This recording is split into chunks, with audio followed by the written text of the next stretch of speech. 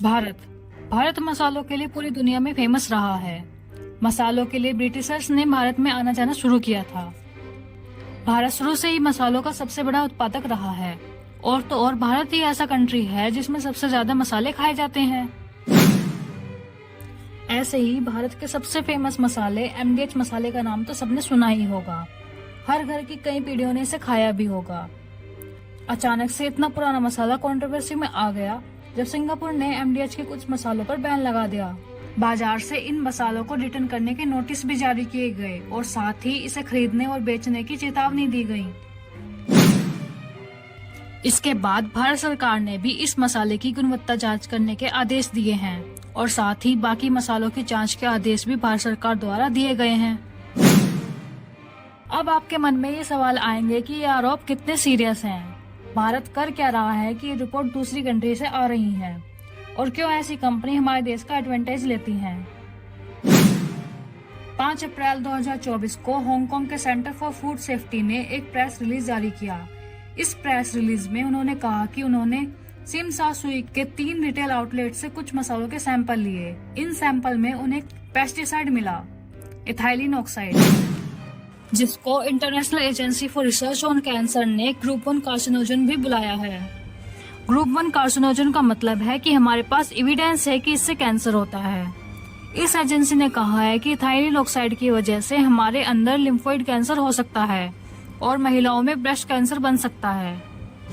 तो अब बात करते हैं कि कौन से मसाले थे जिनमें इथाइलिन ऑक्साइड था। तो ये थे एमडीएच के मद्रास करी मसाला, सांभर मसाला, करी पाउडर मसाला।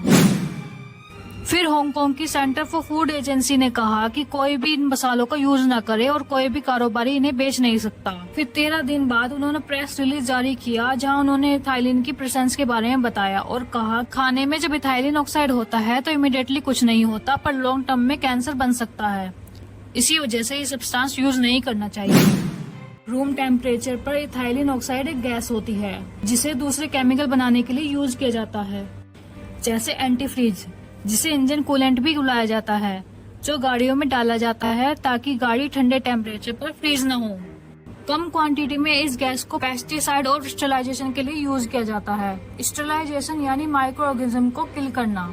इसलिए इथाइलिन ऑक्साइड को मेडिकल इक्विपमेंट स्टरलाइज करने के लिए यूज किया जाता है और ये लोग मसालों में यूज करते हैं ताकि साल्मोनेला और ई कोलाई जैसी बैक्टीरिया ग्रो न करें।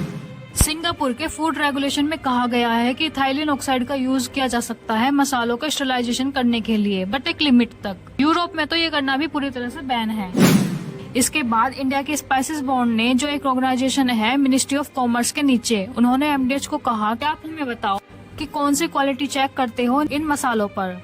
अब ये सीरियस मुद्दा है क्योंकि हमारे देश में करोड़ों लोग डेली इन मसालों का यूज कर रहे हैं अपना खाना पकाने के लिए। 2022-23 में भारत ने 1000 करोड़ किलोग्राम मसालों का उत्पादन किया था। 2023 में भारत में मसालों का बाजार 1,80,000 करोड़ रुपए का था। इसमें 31,000 करोड़ रुपए का मसाला भारत ने दूसरे देशों को बेचा था।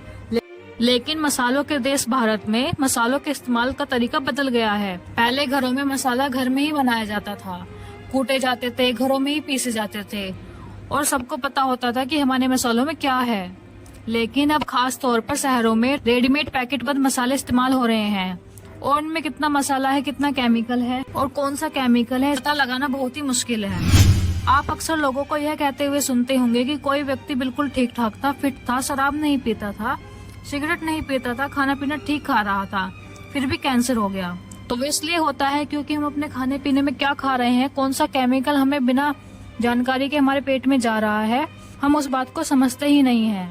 इसलिए आप खाना को तो स्वादिष्ट खाना चाहते हैं, मसालेदार खाना चाहते हैं, लेकिन मसाले जब आपकी रसोई में आते हैं तो एक बार जरा सोच समझकर मसालों को खाइए। हमेशा याद रखिए, किसी भी चीज की अति नुकसान ही देती है।